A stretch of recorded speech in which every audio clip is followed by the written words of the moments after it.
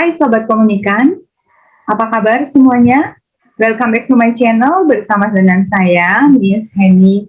Hari ini teman-teman kita akan membahas mengenai bab 2. Bagaimana bab 2 itu merupakan inti ataupun merupakan hal yang mendasar dalam sebuah penelitian kuantitatif.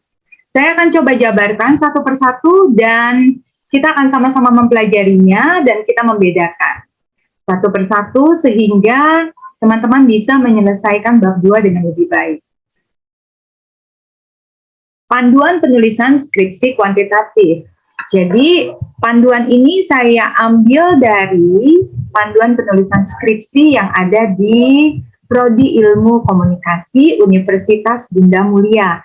Jadi, teman-teman yang dari luar Bunda Mulia ataupun teman-teman yang memang dari prodi di luar ilmu komunikasi mungkin bisa menyesuaikan karena pada dasarnya adalah sama. Bab 2, tinjauan pustaka. Bagi teman-teman yang kelewat minggu lalu, kita sudah mempelajari tentang bab 2, bagaimana penyusunan bab 2, mungkin bisa dipelajari lebih lanjut lagi atau diulang-ulang lagi materi yang mengenai bab 2, sehingga teman-teman lebih paham bagaimana cara kita mengerjakan bab 2 dari skripsi ini. Bab 2 ini terdiri dari tradisi penelitian 2.1, 2.2 adalah landasan teori, kemudian 2.3 kerangka konsep, 2.4 kerangka pikir, 2.5 definisi konsep, 2.6 operasionalisasi konsep dan variabel, 2.7 hipotesis. Kita pelajari satu-satu ya. Tradisi penelitian. Ketika teman-teman mempelajari teori komunikasi di semester 1 dulu atau semester 2 dulu, kita belajar ada yang disebut dengan tradisi penelitian. Ada banyak tradisi penelitian dalam buku Little John, mungkin teman-teman bisa ingat-ingat lagi seperti apa tradisi penelitian yang kita pelajari dalam ilmu komunikasi. Ini adalah buku mengenai tradisi teori-teori komunikasi. Mungkin teman-teman bisa mempelajarinya ketika menentukan tradisi apa yang teman-teman mau pakai dalam penelitian yang teman-teman akan selesaikan. Jadi silakan teman-teman pelajari tradisi penelitian itu ada yang tradisi semiotika, ya, ada fenomenologis, ada sibernetika, ada sosiopsikologis, ada sosiokultural, ada tradisi kritik, dan terakhir adalah tradisi retorika. Jadi teman-teman silahkan tentukan tradisi apa yang ingin teman-teman pakai sebagai dasar untuk melakukan penelitian kuantitatif. Biasanya kalau dalam tradisi penelitian kuantitatif, peneliti biasanya menggunakan tradisi sosiopsikologis atau tradisi sibernetika. Tradisi sosiopsikologis itu merupakan satu tradisi yang mencari tahu apa sebab dan akibat.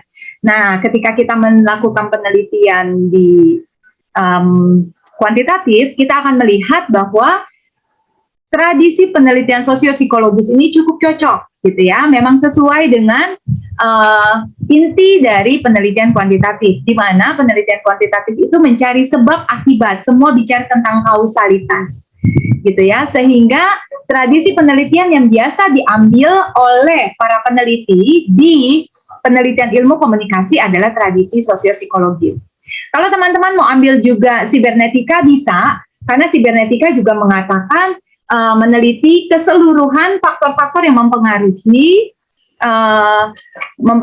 terjadinya proses komunikasi secara keseluruhan. Sistem apa yang dibangun dalam terjadinya proses komunikasi secara keseluruhan. Biasanya teman-teman bisa mengambil sosiopsikologis supaya ketika kita bicara tentang kausalitas, penyebab sebab akibat, pengaruh X1 terhadap Y, pengaruh X2 terhadap Y, itu bisa sejalan dengan tradisi penelitian sosiopsikologis. Yang kedua, landasan teori. Landasan teori atau kerangka teori adalah penggunaan teori yang relevan dengan permasalahan penelitian.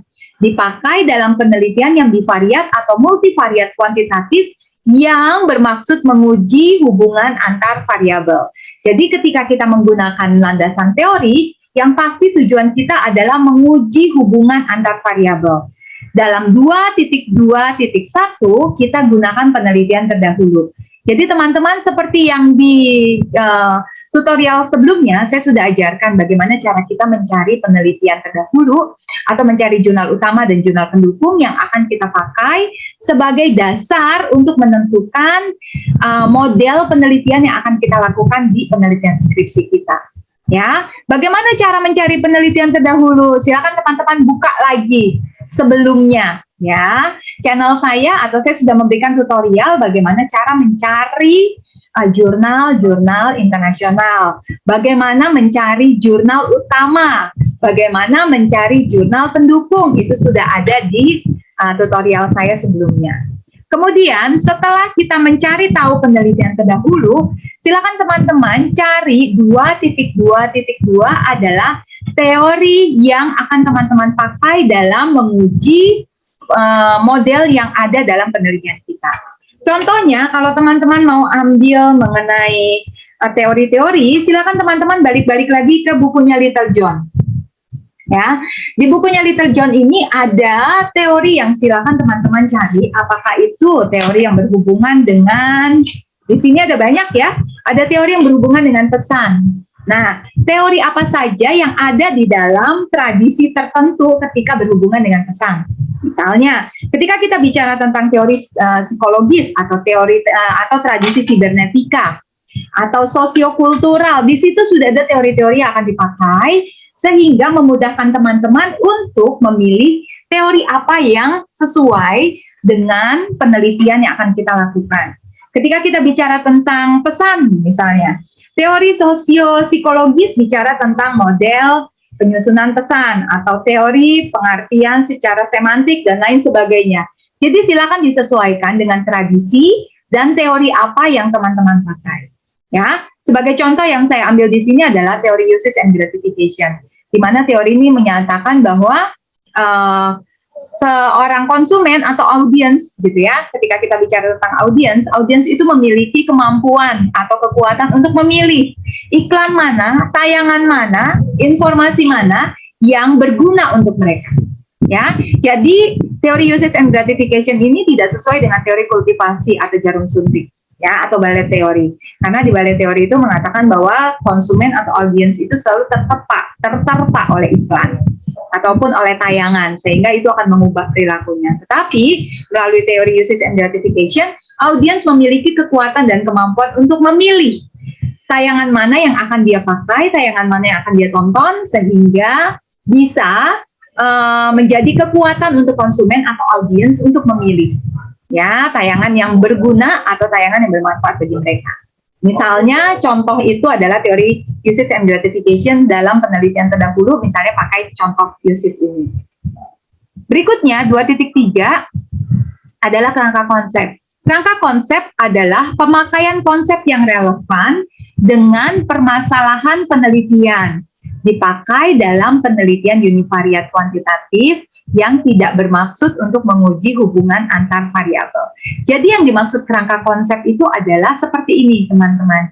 Misalnya penelitian sebelumnya yang saya ambil contoh misalnya adalah bicara tentang faktor-faktor yang mempengaruhi perilaku, sikap, attitude gitu ya, generasi milenial gitu, terhadap iklan misalnya. Ya, jadi di sini kita akan bicara dulu tentang komunikasi. Arti dari komunikasi apa? Kemudian di bawahnya komunikasi ada komunikasi pemasaran. Kemudian kita bicara lagi ada bauran pemasaran. Kemudian semakin mengerucut, teman-teman. Jadi kerangka konsep itu dari besar, kemudian mengerucut, gitu ya. Sampai nanti kita bicara tentang subjek dari penelitian kita. Pertama misalnya ada komunikasi pemasaran, kemudian ada e-commerce, di dalam e-commerce itu ada digital marketing, kemudian ada media sosial, ada media baru, ada iklan, ada generasi milenial. Nah, ini adalah kerangka konsep yang akan kita bangun ketika kita melakukan penelitian. Jadi supaya ada terjadi kesamaan persepsi antara pembaca dengan peneliti, gitu ya. Jadi peneliti wajib menjelaskan kerangka konsepnya seperti apa, gitu. Bagaimana topik-topik besar yang akan kita samakan apa yang ada di pikiran peneliti dengan apa yang ada di pikiran audiens atau para pembaca, gitu ya. Jadi kita jelaskan dulu dari yang besarnya, kemudian makin lama mengerucut sampai yang kecil. Kerangka pikir. 2.4 kita bicara kerangka pikir. Kerangka pikir adalah usaha kita untuk membangun sendiri sebuah pola pikir yang dikembangkan dari sejumlah konsep atau teori yang relevan dengan permasalahan yang diteliti. Ya, dipakai dalam penelitian bivariat atau multivariat kuantitatif yang bermaksud menguji hubungan antar variabel. Ya, jadi contohnya seperti ini. Ini saya ambil dari bimbingan skripsi saya. Bagaimana di awalnya adalah tradisi yang dipakai adalah tradisi sosiopsikologi. Ya, ini adalah tradisi sosiopsikologi. Kemudian teori yang dipakai ada teori uses and gratification. Nah, setelah itu ada panah turun lagi, di sini adalah variabel atau model yang teman-teman ambil, ya. Ini karena saya ambil dari Google Drive, jadi kurang bagus bentuknya. Nah, di sini adalah variabel-variabel atau model penelitian yang teman-teman ambil sebagai jurnal utama. Silakan teman-teman ganti, mulai dari yang kredibilitas ini X1, X2, X3, X4 terhadap Y. Ini bisa teman-teman ganti dengan model penelitian yang teman-teman ambil dari jurnal utama. Gitu, paham ya?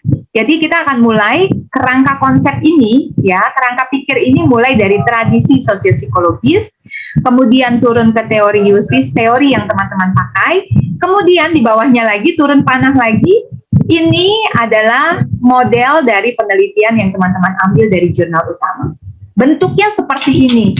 Nanti di skripsi setelah kalian membuat konsep ini, kerangka pikir seperti ini, nanti kalian akan menjelaskan paling tidak 1 atau 2 paragraf bagaimana hubungan antara tradisi sosiopsikologis dengan teori uses and gratification. Kemudian bagaimana teori uses and gratification ini bisa berpengaruh terhadap model yang teman-teman ambil. Gitu ya, dijelasin aja, sama seperti ketika teman-teman menjelaskan ketika presentasi. Kenapa ambil teori sosiopsikologis? Kenapa ambil teori uses and gratification? Kenapa ambil teori yang ini? Gitu ya. Kenapa modelnya seperti ini? Kalian berpengaruhnya apa? Seperti itu. Dijelaskan singkat saja, tidak perlu terlalu panjang.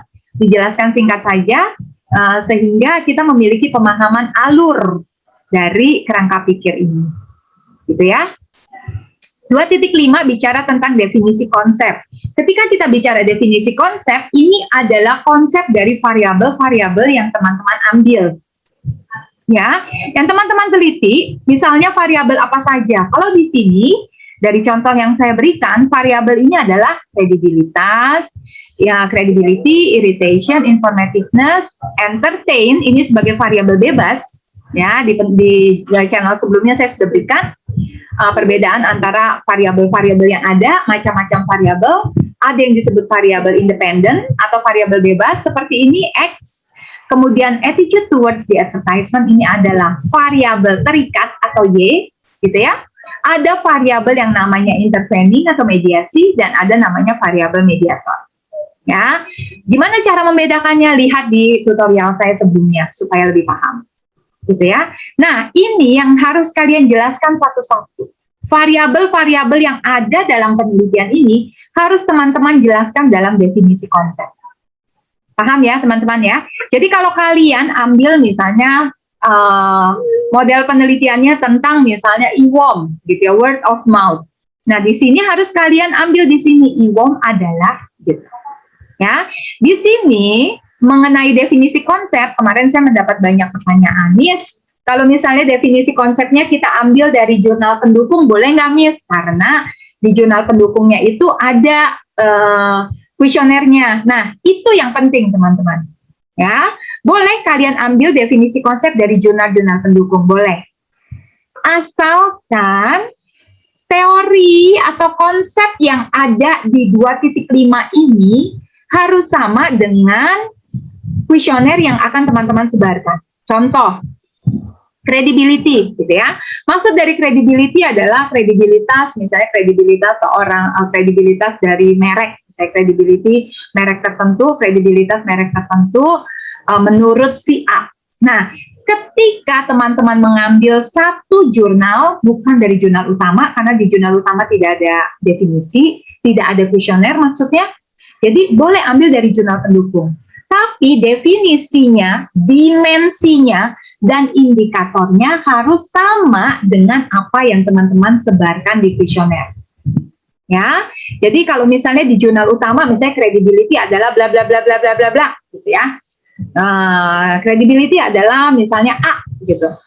Nah, di jurnal pendukung credibility adalah B dengan dimensinya 1, 2, 3, 4. Di jurnal utama credibility adalah A dengan dimensinya 5, 6, 7. Nah, yang harus teman-teman ambil adalah credibility dari jurnal yang pendukung. Kenapa? Karena jurnal pendukung itu yang akan teman-teman jadikan sebagai jurnal dalam menyebarkan kuesioner. Jadi, indikator pertanyaan yang ada di kuesioner itu harus sama dengan teori yang ada di bab 2. Itu saya sering katakan. Ya, jadi jangan nanti teori di bab 2 dimensi dari kredibilitas, misalnya ada kredibilitas teorinya misalnya ada dimensi 1, 2, 3 gitu ya. Terus ternyata yang ada di kuesioner yang teman-teman ambil bukan yang ada di teori, bukan 1, 2, 3. Tapi yang teman-teman ambil adalah 4, 5, 6. Nah, itu nggak boleh.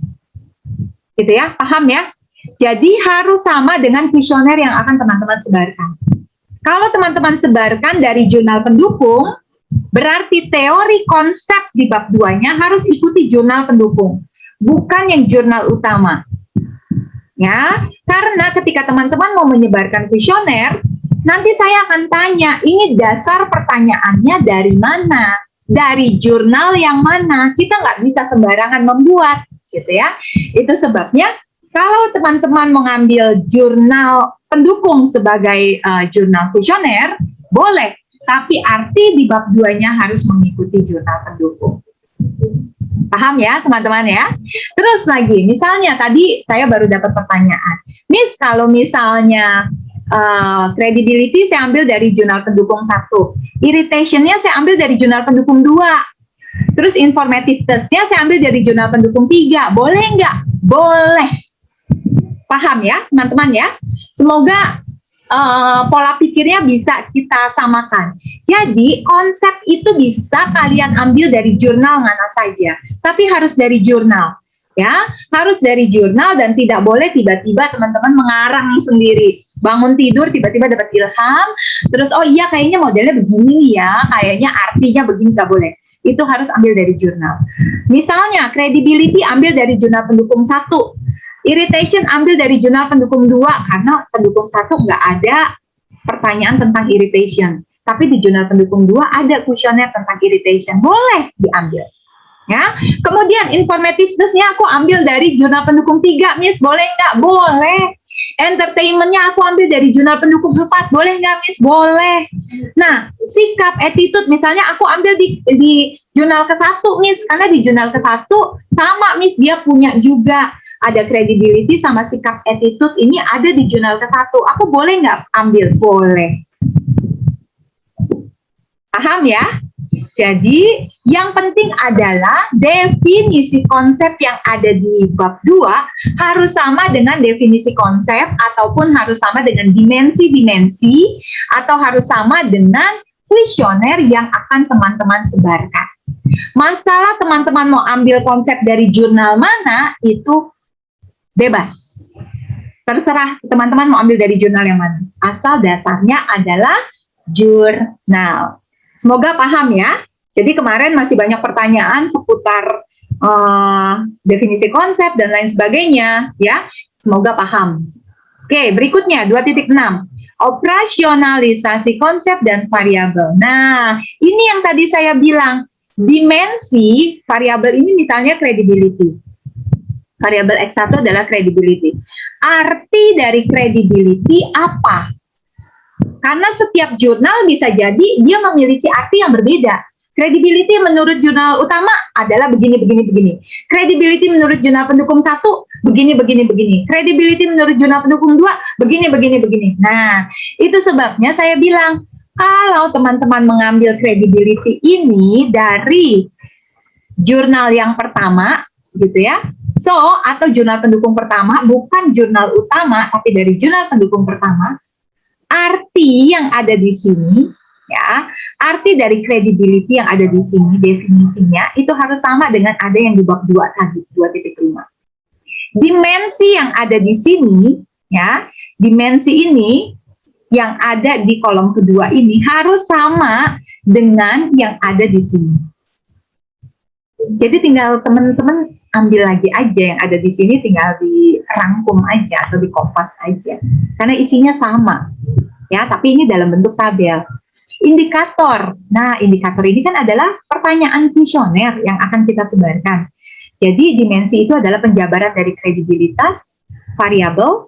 Variabel dijabarkan dalam dimensi dijabarkan lagi dalam indikator.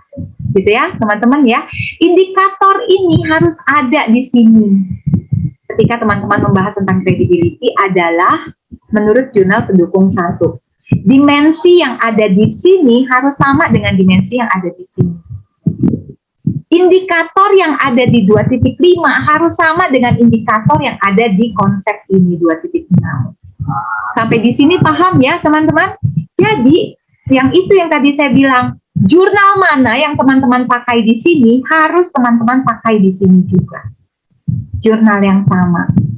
Ya, silakan teman-teman pilih jurnal yang sudah ada kuesionernya supaya mempermudah ketika teman-teman memasukkan ke indikator ataupun ketika nanti teman-teman sebar kuesionernya. Tapi semua harus ada dasar teorinya, itu yang saya bilang. Di sini dari 2.5 ini definisi konsep harus sama dengan tabel operasional konsep dan variabel ini. Harus sama ini. Ya. Kemudian indikator yang ada di sebelah kanan ini adalah pertanyaan-pertanyaan kuesioner yang akan teman-teman sebarkan. Jadi bisa jadi credibility ambil dari jurnal pendukung 1 seperti tadi saya bilang. Kemudian irritation ambil dari jurnal pendukung 2. Kemudian informativeness ambil dari jurnal pendukung 3. Entertainment dari jurnal pendukung 4. Attitude ambil dari jurnal pendukung 5 misalnya. Atau ada di salah satu jurnal yang 1-4. Boleh, asal ditulis di sini. Ya, di sini ditulis sumbernya. Definisi sama sumbernya harus ditulis. Gitu ya. Berikutnya, 2.7, hipotesis. Nah, teman-teman, ini yang dimaksud dengan hipotesis itu adalah hubungan antar variabel. Ya, jadi yang dimaksud hipotesis itu adalah terdapat pengaruh X1 terhadap Y. Itu adalah hipotesisnya. Bagaimana supaya hipotesis itu terbangun? Hipotesis terbangun dari jurnal-jurnal terdahulu yang menyatakan hal tersebut. Di sini perannya teman-teman, jurnal utama dan jurnal-jurnal pendukung yang saya minta dari beberapa minggu yang lalu. Ya, credibility terhadap sikap, ini pengaruh X1 terhadap Y. Nah, pengaruh X1 terhadap Y, ingat saya sudah jelaskan bagaimana fungsi dari jurnal utama dan jurnal pendukung. Ya, jurnal utamanya misalnya mengatakan terdapat pengaruh kredibilitas terhadap sikap. Jadi ketika 2.7 hipotesis di sini 2.7.1 itu adalah X1 terhadap Y atau hipotesis 1. Hipotesis 1 saya, coba kita lihat dari sini. Nah, hipotesis 1 saya di contoh ini adalah credibility X1 terhadap attitude, terhadap sikap. Ya, X1 terhadap Y, ini adalah hipotesis 1. Jadi 2.7.1 adalah credibility terhadap sikap. Di bawahnya isinya apa? Terdapat minimal 3 paragraf. Ya, minimal 3 paragraf. Jadi paragraf pertama adalah paragraf utama, jurnal utama yang bilang terdapat pengaruh credibility terhadap sikap. Paragraf yang kedua isinya adalah pengaruh credibility terhadap sikap dari jurnal pendukung 1. Paragraf 3 adalah pengaruh kredibilitas terhadap sikap dari jurnal pendukung 2. Kalau teman-teman punya lagi jurnal pendukung 3, berarti teman-teman punya 4 paragraf yang berisi masing-masing paragraf ini berbeda jurnal. Ada jurnal utama, ada jurnal pendukung 1, ada jurnal pendukung 2, ada jurnal pendukung 3. Jadi, hipotesis credibility terhadap sikap itu dibangun dari 4 jurnal sebelumnya. Paham ya teman-teman ya? Nanti cara, kemarin ada yang tanya tuh, bagaimana Miss cara kita membuat paragraf-paragraf yang ada di sini, gitu ya. Nanti di channel berikutnya akan saya jelaskan. Ya, oke. Sampai di sini semoga teman-teman paham, karena ini juga akan berhubungan dengan yang 272 irritation, 272 irritation terhadap sikap. Di situ juga terdapat minimal 3 variabel. Ya, variabel 1 variabel jurnal utama yang mengatakan terdapat pengaruh irritation terhadap sikap. Jurnal pendukung pertama ada di paragraf kedua yang mengatakan irritation terhadap sikap. Jurnal pendukung kedua ada di paragraf 3 yang mengatakan irritation berpengaruh terhadap sikap. Kalau teman-teman punya jurnal pendukung 3, berarti ada 4 paragraf di 272 2.7.2 irritation terhadap sikap. Ya, begitu seterusnya. Semua hipotesis. Teman-teman punya berapa hipotesis? Hipotesisnya kalau di sini hanya ada 4 hipotesis. Kalau kalian punya 3 hipotesis, kalian berarti seperti itu. Satu paragraf isinya adalah 1 jurnal. Ya, 1 jurnal. Jadi kalau teman-teman punya 3 hipotesis, berarti kurang lebih masing-masing 3 paragraf, 3 paragraf, 3 paragraf. Jadi masing-masing di sini masing-masing judul ada 3 paragraf. Gitu. Dari mana paragraf-paragraf itu? Dari jurnal pendukung. Nah, kurang lebih sudah ada gambaran ya kira-kira seperti apa. Nanti saya akan ajarkan bagaimana cara kita membuat paragraf-paragraf di dalam jurnal ini. So far sampai di situ dulu, karena bab 2 itu berisi adalah uraian tentang konsep, teori, dan tradisi yang digunakan, serta penelitian terdahulu yang dilengkapi dengan skema kerangka berpikir atau alur berpikir kuantitatif. Uraian itu yang seperti tadi saya bilang dalam jurnal itu bukan hanya sekedar salinan atau hasil saduran dari buku, jurnal, atau artikel saja, namun dilengkapi dengan analisis dan hubungan konsep teori tersebut dengan fenomena atau masalah yang diteliti. Jadi kalau teman-teman sudah punya model, kira-kira teman-teman cocokkan atau teman-teman hubungkan dengan fenomena apa yang ada di lingkungan sekitar. Ya, itu gunanya untuk bab 1 nanti, untuk bicara tentang latar belakang masalah. Ya, jadi pada dasarnya bab 2 ini berisi kerangka konsep, kerangka teori, kerangka pemikiran.